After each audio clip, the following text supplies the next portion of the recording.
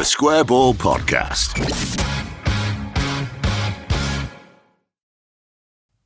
Welcome to the show. It's brought to you along with Levi Solicitors, who will offer you a 10% discount on your legal fees, personal law, business law as well, at levisolicitors.co.uk/the Square Ball. But for a limited time, Michael, honestly, I can't contain myself. Every time I throw to you, I feel a tingle of excitement when you say... You never know what's going to happen, do you? That's why. You just don't, do you? No matter how many times you do this, I sometimes forget some of the details. Right, you got your wills, your probate, your conveyancing, your big three, and you can get 15% off them. Why are they the big three? That's just a thing you've made up, isn't it, though? They're just my favourites. Yeah. Why is anything... Why is it the big six? Just because the... Spurs built a daft stadium. Exactly. Yeah. Arbitrary reasons. They're just my favourites. Yeah. But there's plenty more. However, you will get 15% off for a limited time. levisolicitors.co.uk. Have a look at the Phil Hay Monday Club also in your video and audio feed, and you'll get the discount there at the start of that show. Part 2 of the show now then is the Newcastle preview. We return to Elland Road. You see, that's another reason why we're going to stay up. 2 home games out of the remaining 3. Oh, it's a fortress. How many home games have we lost this season? That is worth having a look at. The last 2 home games, just to remind myself, are Leicester, which we drew, Liverpool and Palace, aren't they? You don't get league tables that are broken down by home and away form anymore, do you? I'm going to have to probably go to Wikipedia now, and you're going to have to talk while I Google it and all the rest of it. Can we name the games we've won at home this season? That might be Wolves, short. Chelsea, Chelsea. Wolves, yeah. Chelsea, Bournemouth. Bournemouth, Southampton. Yeah. Any So, others? cause for optimism there. Some stuff that happened a while ago. Have any of the teams we... Oh, no, I suppose, yeah, I was going to say Southampton have kept their manager, haven't they? I was going to say, I feel like we beat Chelsea and Wolves, but then at some point they realised how terrible that was and had to sack their managers because they were like, we can't be having this. Southampton had already played that trick. Yeah, twice. They'd have had to get desperate and get someone like Big Sam in if they'd have sacked the manager again. Yeah, they were already on the third by the time we beat them, weren't they? So probably sick of changing managers. We've only lost 6 games at home this season. Feels like more, doesn't it? It does feel like more. Yeah. Beat Wolves, beat Chelsea, 2 out of 2 at home. Hundo record there. That's good, isn't it? And then we drew with Everton, drew 0-0 with Villa. Then we lost to Arsenal, lost to Fulham, beat Bournemouth, lost to Man City, drew with West Ham, drew with Brentford, lost to Man United, beat Southampton. We drew with Brighton, and then we had 3 home games on the bounce, if you remember. We beat Forest, lost to Palace, lost to Liverpool, and then drew with Leicester. So it's not actually been as bad as you might think. I feel like some of those home draws are what might ultimately cost us, like just beat West Ham at home. When you go through at the start of the season penciling in where your points are coming from, West Ham at home is one where you think, yeah, you should probably aim to win that. Palace, aim to win that. Well, we should have done, shouldn't we, really? Until we collapsed. Yeah.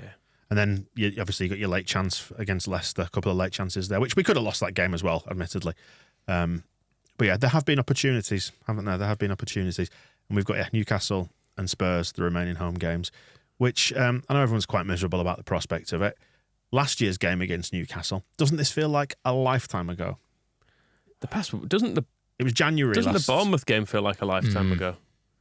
Like when I was doing the prep sheet for it, there was still stuff on the sheet from the Bournemouth game, and I was like, why is this on here? This was like 6 months ago. The Bournemouth game felt years ago, about 2 days after the Bournemouth game. Like, a lot happened. It's mad. The Leeds United, are they... I don't know. I guess they're not, because we don't have any experience of supporting anybody else, but they do have a way of sort of scaling up drama and constantly serving it up to us in a way that just drags everything out to a painful extent. It has been like a quite frightening reminder of how it used to always be like this, basically. In the Championship, particularly under Chilino, it was constantly... Chief exec's gone, sporting director's gone, manager's gone, players have been arseholes. Lost a legal case. Yeah. Standard stuff. We've not had a winding up order yet. Owner insults fans, that was always a favourite, wasn't it? Yeah, I mean, they got rid of Orta before he did that. That would have been coming this weekend, I guess, wouldn't it? It'd have been in the West Stand. It's mad as well, yelling at people. Looking at last season, and this was the thing that sort of tipped us over the edge, this Newcastle game, because we'd won 2 games on the bounce prior to this. We'd beaten Burnley at home in the New Year fixture, and then we went to West Ham and won, didn't we? It was when did Jackie score a hat-trick in that game? And you thought, oh, well, okay, we've discovered we've got our mojo back, we've found form again. And then we went onto this game, dominated against Newcastle from what I can remember. Yeah. Yeah. They were time wasting from the first minute, more or less. And then which we ended up they losing. can have some of that back this time, I would imagine. Ended up losing 1-0, and then the game after that is the Villa game when Radrizzani decides to chuck it all in the bin with Bielsa, and then we lost 1, 2, 3, 4, 5, 6 games on the bounce after that, which is mad, isn't it? And Moscow confidently predicted after this one that Newcastle wouldn't win another game that season, and I think they've lost twice. Like the best. They've lost twice since. I was going to say they've got like the best record over a calendar year of any team in the Premier League or something. Absolutely ridiculous. It's funny, isn't it? Yeah, that game we could have gone absolutely miles clear of them, couldn't we? But we would have basically have put ourselves in a position to stay up if we had beaten Newcastle. I was looking at the table. A win that day would have put us on 25 points, left them on 12.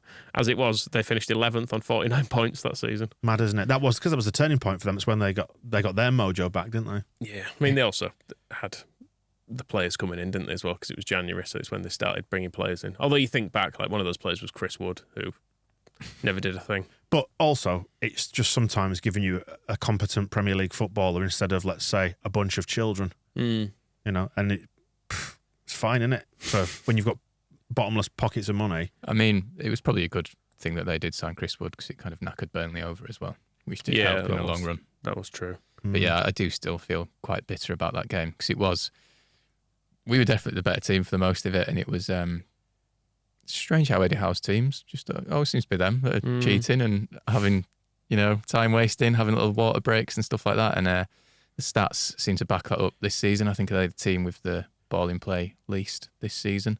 There was a stat. Did you see the stat about? I think it was Pope is the keeper that longest. takes the longest out of the whole Premier League in his goal kicks. I remember working with someone in my previous job who was a Stoke fan, and he used to always say Howe's Bournemouth teams were absolutely awful, even though he had this reputation as the fairy tale manager and what a great story it was. But I enjoyed. He was asked about it this week, wasn't he? And he basically dismissed the stat, and he was like, I'm not bothered if the numbers show that. We always want it in play and play on the front foot. He's a shithouse, is how he always dodges questions like that. He dodges anything about Saudi Arabia, and he dodges questions like that. It's just like he just takes no responsibility for himself. Yeah, I mean, imagine if he did address the Saudi Arabia issue, what would happen to him though? Well, yeah, bin bags, come to the embassy and all that. Yeah. Anyway, last year's lineup was Meslier, Dallas, Strauch, Llorente, Ayling. That was your back four with a keeper behind. You got Click, Koch, Harrison, Rodrigo, Rafinha and Daniel James playing. Most of them won't play this time. I can only think of potentially Strauch, but not if Koch is fit. Ayling might play. Maybe Koch if he's fit. Harrison will. Rodrigo maybe. So you're looking at maybe 3 or 4. No Rafinha, no Dan James. I think Rodrigo should play. Well, up front. Yeah, because he can actually finish. What do you think he's going to do with the balls we pump up to him? Don't know, but if it drops to him, he might actually score. Whereas if it drops to Bamford, probably won't. Do you not suspect like Big Sam's method would probably be to stay in the game and stick Bamford up front, hold it up, do the donkey work, and then just unleash Rodrigo later on to try and pinch one? Maybe so, but I don't know. I'd like to think that, given the way the results went on Monday, whoever is up front, Allardyce just has to get players closer to them because whoever plays there, it was an absolute thankless task at the weekend where I'm not really sure what they could have done. I know Bamford maybe could have been better and people have criticised him for his hold-up play and stuff, but if you're... Driven him off Twitter, Rob. Indeed, which, that's nice, isn't it? It's just the way the world works now. But if you're stood up there on your own with no Leeds player within 20, 30 yards of you and you have 4 defenders around you and the 4 of the best defenders in the world around you as well. And the ball's just getting hoofed up to you. I don't really know what you're meant to do. Like the Rodrigo goal comes from actually having players around him, and it was Firpo winning the header, wasn't it? What was Firpo doing in that position? I was said before, he's a free spirit. He is. He's very much a free spirit. I wonder if he'll play actually, if other centre backs are fit, whether Verba would move across to left back maybe. Yeah, I think Allardyce likes it. He likes a centre half at full back, doesn't he? A big lad. Well, Newcastle, of course, have the biggest lad, don't they, as their left back, if Dan Burn is fit. Of course, yeah. I mean, he on the time wasting thing, he actually said after the Arsenal game, we can't complain if people do it to us because we do it all the time, basically, which kind of flew in the face of what Eddie Howe said. Yeah, I mean, criticised Eddie Howe. I desperately want us to shit House of winning this because I don't think we can do it playing expansive football. Well, we're not going to be trying to, are we? So let's not. Let's just set pieces. I mean, that is the interesting thing for me, is like, I've never experienced Sam Allardyce's football, although I kind of understand it in the abstract. I'm almost excited to find out what it is that I see. I feel like I know what I'm going to see, but I need to witness it with my eyes to appreciate it. Wes, long throws, might as well. I mean, that was one of the things in Phil Hayes' article for The Athletic with Adam Crafton, which is what we've all suspected and have seen with our own eyes, but how there were concerns that since Bielsa was sacked, the players just basically haven't been coached about how to use the ball in possession, which is what we've seen. So, they tried. I was going to say, when Sam Allardyce flags it up as well, when he says that they don't really know what to do when we get the ball. I mean, this is a guy who's he said the opposite. I think he said we were all right in possession. No, it's in the wake of the Man City game. He said we looked a little bit tentative in possession, I think. Because that was the worry when he, in his first two press conferences, he was sort of saying, out of possession, we really need to work. But in possession, I think they're fine and there's not much I can do. And then he watched us. Yeah, well, exactly. I was thinking... and it is Manchester City, we should say that. That is the context for it. But if the players have not been coached into how to use the ball for over a year, basically, then you might as well go full Allardyce, get McKennie on long throws and see what works. When people... It gets their backs up when you talk about Bielsa in relation to Marsh, but this is the kind of point that we were making all along, wasn't it? That the transition from one style of football where everybody knew where they had to be, where their options would be, where you're supposed to pass it at any given time. We went from that to a system that was essentially the opposite. It was the antithesis of it, wasn't it? There was never any particular care about using the ball. It was just get it into the right areas. So. And another thing in that article was that there are concerns the players aren't fit enough. So again, it's pointless trying to be aggressive and press high and, rash. Actually, you might as well just sit deep. And we can't use the ball. We're not fit enough to run and press, so sit deep, can't use the ball, just hoof it. We're a real mishmash of different things now, aren't we? Because the pressing style was from Bielsa, the continuation of it was Marsh, but now we end up in a situation where we're trying to press in midfield with Rocker, McKennie and Forshaw. Yeah, we said this, didn't we? Was it on propaganda? And I know Forshaw Bielsa loved him, but, that was 3-4 years ago and several surgeries ago, and I think he tries his best, bless him, but I don't think he's the most mobile player in the world anymore. But still, bizarrely, possibly the most mobile of our three midfielders. It's not really gone to plan, has it? No. But feels like we're repeating ourselves. There are people who can press further forward, like Bamford can press, and Harrison, and I think if Nonto plays, he's capable of it. Or even Somerville, I thought, had showed signs of getting more into that side of it, because I know he seemed a bit of a passenger off the ball, but last time we saw him, I thought he was pretty good defensively. The Leicester game, he played in that, didn't he? I thought he was good in that defensively and doing all the closing down stuff. So we do have players who are capable of doing it, but pressing only works if you press unevenly. It actually creates more of a problem, doesn't it? Because you leave, if not everyone's doing it, you're just leaving gaps behind you essentially. So we'll see, but I don't think we'll see pressing. I think we'll see. I suspect we might see the same lineup as Man City, or same setup as Man City, but with players maybe pushed further forward. Yeah, I'm just looking at the games, like thinking about the games we won earlier in the season when we didn't really know what to expect with the Wolves game. It unfolded as it unfolded. But thinking back to that Chelsea game, we tended to prosper, particularly in the first half of the season, better when we weren't controlling possession. So maybe if it's a case of playing to your strengths and you're prepared to sacrifice possession, it's not going to be pretty to watch. And I think, you look at the groans that kind of went up when Gracia's team were dropping into defensive formations and not pressing from the front line. Thinking about the Brighton game, remember the groans that went up against Brighton when nobody was pressing, and the crowd has become so accustomed to pressing is that you almost wonder what the response is going to be to seeing that sort of football. I think the one difference you'll get with Allardyce is under Gracia, it felt like no matter what the scoreline, he would be calm and keep things exactly the same, whereas you think, if nothing else, Allardyce will probably throw in a striker and tell him to go and kick someone. Yeah.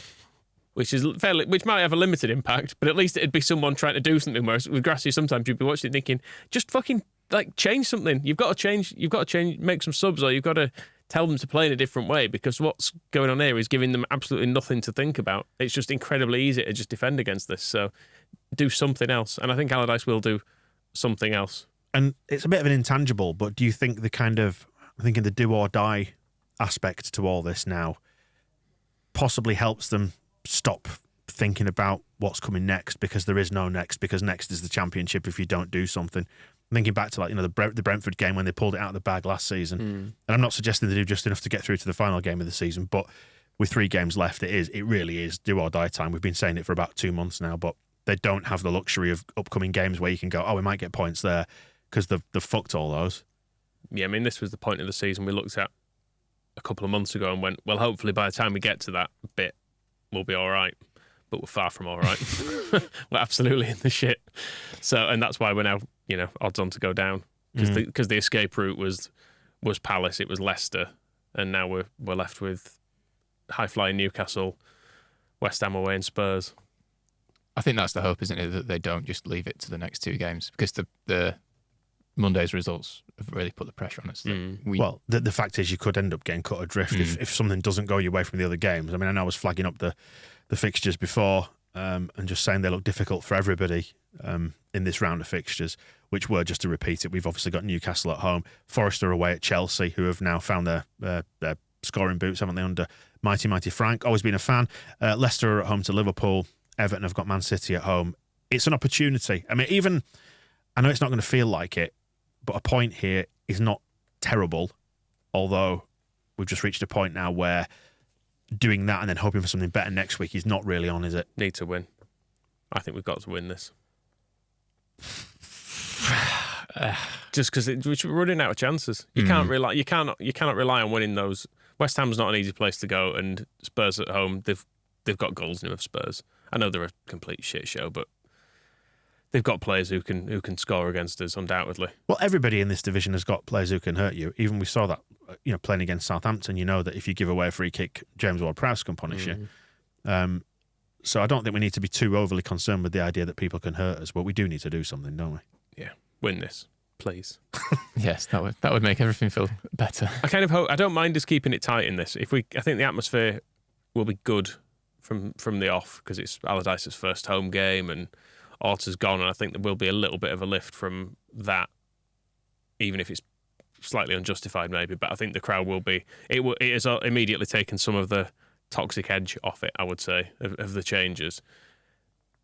But as we know, a couple of early goals for Newcastle, and I can imagine it might turn fairly quickly. But hopefully we can stay in it, and you know what Elland Road can be like on these days. If you can get the crowd with you and you get a bit of momentum, it's there for us. That's what I mean about the do or die aspect to this, is that we can't focus now on anything further down the road, and I think the crowd, sort of as a single entity, kind of knows that, and knows now that the players, even if some of them have annoyed us, don't deserve it, they'll get overwhelming levels of backing as long as they give it everything, as long as they compete. I think that's like the crowd at the end of last season was brilliant. The atmosphere at Elland Road was really good last season, right until the end. I know there were a couple of moments where it turned. It was that Brighton game, wasn't it? But even that was the very last home game when it looked like we were going to go down. So as long as they keep it tight early on and just show a bit of ambition as well, show it's not just going to be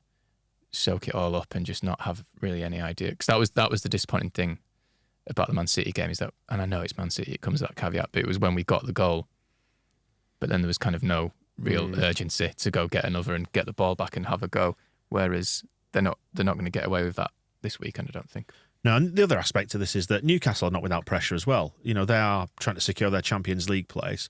You've got Liverpool on, 6 wins on the bounce or whatever it is now.